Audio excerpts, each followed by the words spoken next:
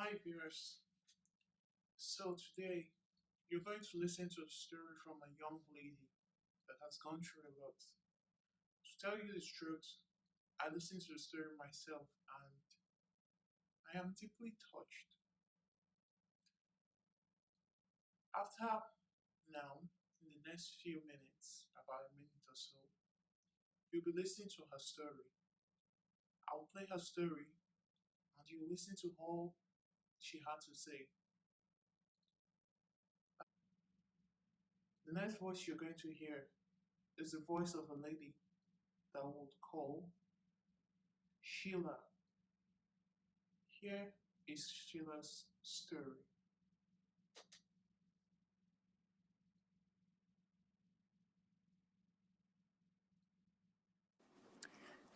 I lost my dad when I was 17. That was November 2012. And it's been the most darkest hour ever of my life. I was my daddy's girl, daddy's princess. I have been through so much. I have seen what life does to you. I've seen how people would basically get into your life for certain moments just because it's rosy. And when it gets pretty rough, people will no longer be there. I've learned that people come just as, it's good. And I've learned not to depend on anyone. I've learned to go out there, regardless of what happens, and try to stand my ground. Well, my story, it's not over. It's a story I would want to come back someday and share. And I'm hopeful that the next time I get to come share my story, it's going to be something so beautiful. Because at the end of the day, I would want to inspire people. So I hope very soon you will get to hear my complete story. I moved to school abroad, and my first year was okay. Second year wasn't so okay. Second year, second semester, I had a financial setback and I had to register for school. I thought I was going to get the tuition fee to be able to pay, because my mom was saying she was going to send the money because she was expecting money to come forth. And that led me to lend money, or rather borrow money from someone that I was going to pay back eventually when the money I was expecting comes through. And oh well, I certainly wish I didn't collect that money, but it's life. Everything happens for a reason, and you get to learn at the end of the day, which I have come to realize. It's something I've come to learn. I'm so grateful for that moment, although that moment is a moment, it was a terrible moment for me. I did borrow this money from a guy, and he was my friend, my very good friend at that. But this money issue, trust me, I got belittled. I got I got insulted. I felt so embarrassed, so ashamed. I didn't even know how to even react or how to behave. Moments where I'm just with my friends and then he comes up and be like, "Excuse me," and then he asks me for his money, or he'll be like, he's calling my number, it's not going through, or he's even calling my mom's number and everything. I felt I put my mom in a situation where it wasn't comfortable, and then someone that she could actually give back to was insulting her, and that hurt me and that broke my spirit so much. I remember me crying every semester that day. I remember me crying, every day that semester. I know I'm emotional, and it's something I till today I'm trying to work on it because things get so much to me, and it's not something I would want. I want to be stronger than the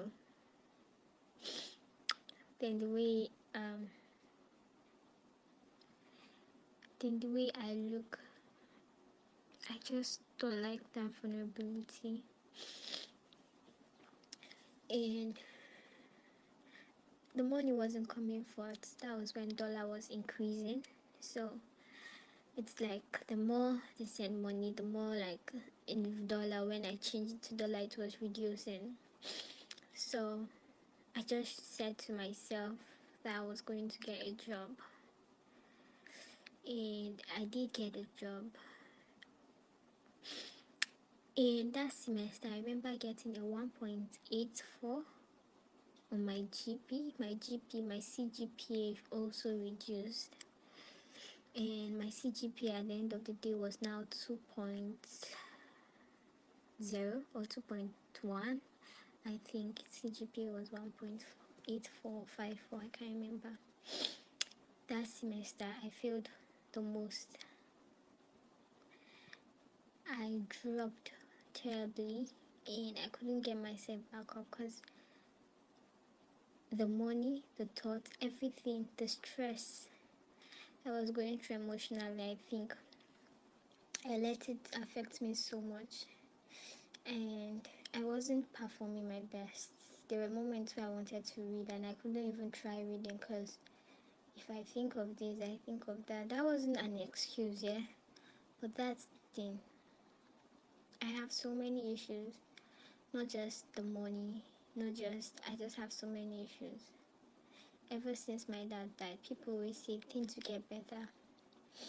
And this is just a phase. My mom says that so often. This is just a phase. I remember one day where I talked to God and I told him he had abandoned me because that's how I felt.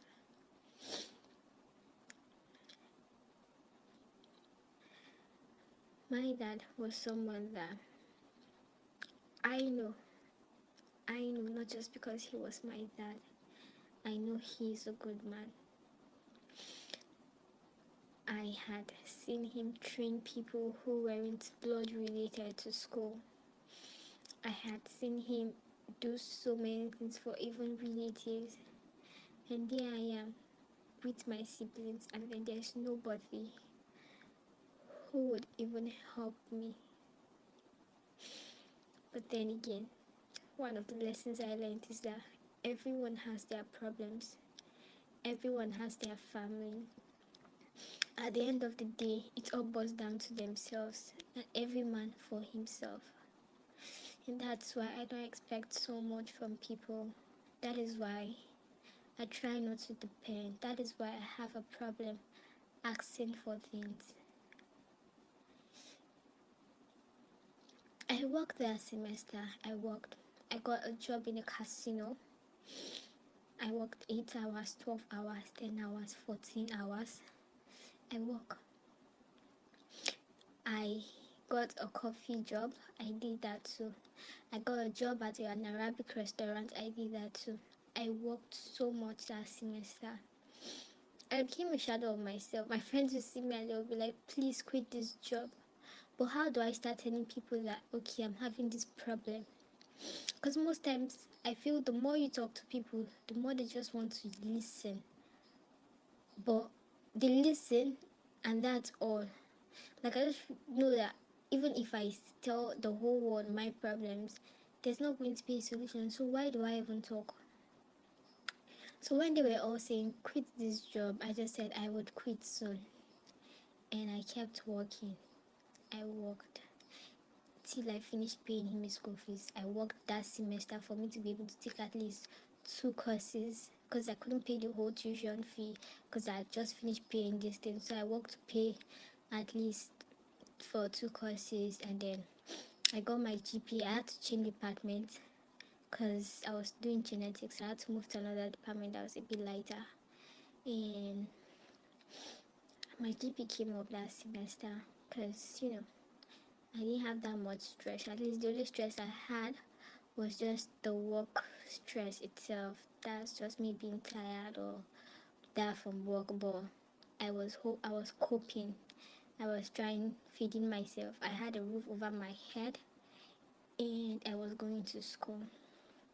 But it wasn't easy because I couldn't balance everything all at once. But I have learned so much, and I don't know, all through my journey in life, it has led me to one point or the other. I I don't know what God has installed for me. I don't know what His plans are for me, but I'm hoping they are positive plans. I'm hoping that they are good plans, and I'm not the first to lose her father. I won't be the last who has lost her father. And I have learned that whenever I do get married someday, I've learned not to be a working person. I've learned not to be a home person. I've learned to go out there work. I've learned to even start working as a young person that I am. I have learned so much about life that I hope I do better. I hope I do better, and definitely people can never ever be the way you are. And if you want to help somebody, you do it just because your reward will come from God alone and nobody else. So it's all a process. I'm here. I'm not in school. Kind of feel like a dropout. No. So to have graduated this semester, and I had my friends' pictures, and I was so happy for them. You know, it's just I could have actually been graduating, but because of I don't have the finances. Getting a job in Nigeria is terrible because you would need a work experience to get a job that pays well. Any other job you get are jobs that just pay you stuffs that would even just be much more like your transport money.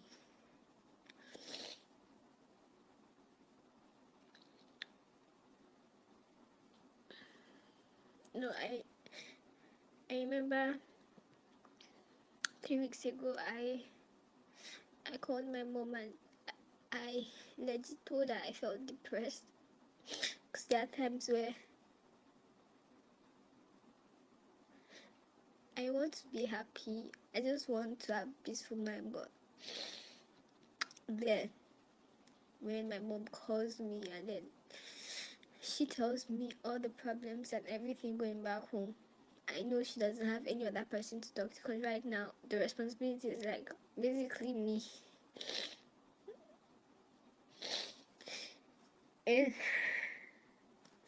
since I'm the firstborn, I just have to listen. And it's not like me personally, I also do have my problems. And then I have to listen, and then I have to feel like I'm strong enough and try to encourage her. But then I'm not even a strong person at all.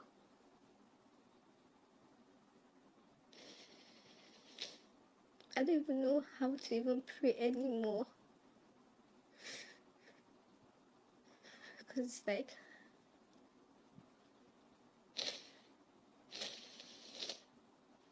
the more I pray, it's like the worst just happened. And it's like I don't even get what I pray for. I have lost that connection. I've lost that.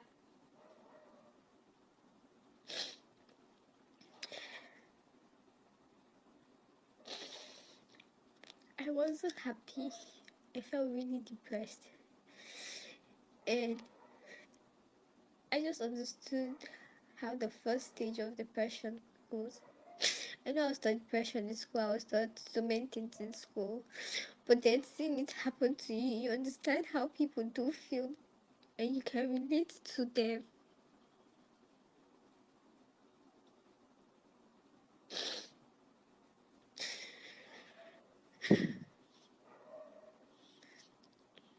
This morning, all through the night, I kept on thinking that I kept on dreaming about my dad.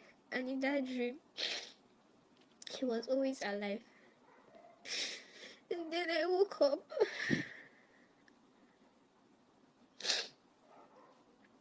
and it's just a dream.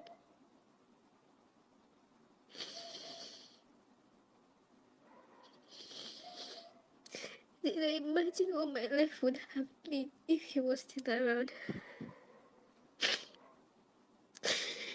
And I just had a recap of my life from the moment I lost him. Honestly, I'm trying everything within me right now just to be successful. I'm trying everything.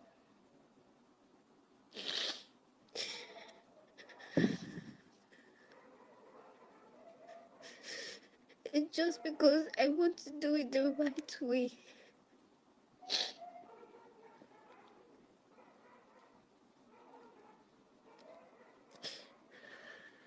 I don't know. But that's my story. It's not something I'm happy to actually share, or it's because I wish I could say something different at the end of the day. Maybe say I was able to make it this way or that way, but I haven't. And I'm hoping, maybe next time it will be different, because it's 6 years after, and trust me, I okay, it's 5 years and support after I've lost it, and honestly, I wouldn't tell you that it's gotten better. No, it's gotten worse. And I don't know the day that I would smile and be happy legitly for my soul, and know that yes, at the end of the day I was able to make him proud. So I don't know. Just yeah, thank you. So, you have heard Sheila's story. You have seen all she went through. I know her. Yes, she keeps going through a lot. Every day, something new comes up. But she continues to strive. She continues to try to make it. What else will she do? If you'd like to listen to more stories from people like Sheila and others who have a lot of success stories, and hopefully we continue to look forward to the time when Sheila will come again and share her success story with us in silent room. But until then, please continue to watch our videos and continue to subscribe. Have a good day.